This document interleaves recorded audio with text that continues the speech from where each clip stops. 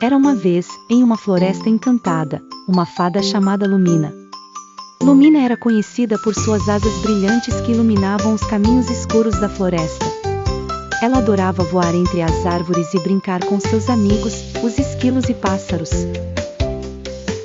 Um certo dia, enquanto voava alegremente, Lumina decidiu se aventurar em uma parte da floresta que nunca havia visitado antes. Enquanto explorava, Lumina encontrou uma árvore majestosa com frutas que reluziam como diamantes. Curiosa, aproximou-se para colher uma das frutas. Ao tocar a fruta, algo mágico aconteceu. As asas de Lumina começaram a perder seu brilho e, em um piscar de olhos, desapareceram completamente. Lumina, assustada e sem saber voar, procurou um lugar para se esconder. Os amigos esquilos perceberam que algo estava errado e rapidamente vieram ajudar.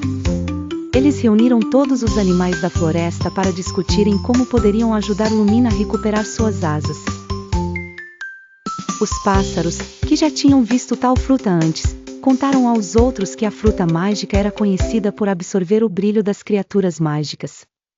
Os sábios corujas ofereceram um conselho: para recuperar suas asas, Lumina deve demonstrar coragem e bondade. Lumina, determinada, decidiu que ajudaria cada animal necessitado na floresta, sem esperar nada em troca.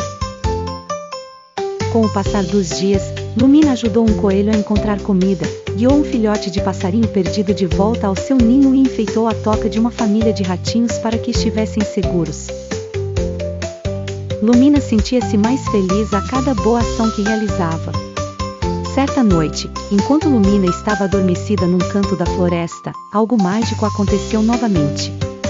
Suas asas começaram a reaparecer, mas agora eram ainda mais brilhantes e coloridas do que antes. Tudo graças às suas ações bondosas e ao coração puro. Lumina aprendeu que, mesmo sem suas asas, ela era capaz de espalhar alegria e amor pela floresta. E assim, com suas novas asas, continuou a iluminar os caminhos da floresta, sempre com um sorriso e disposta a ajudar seus amigos.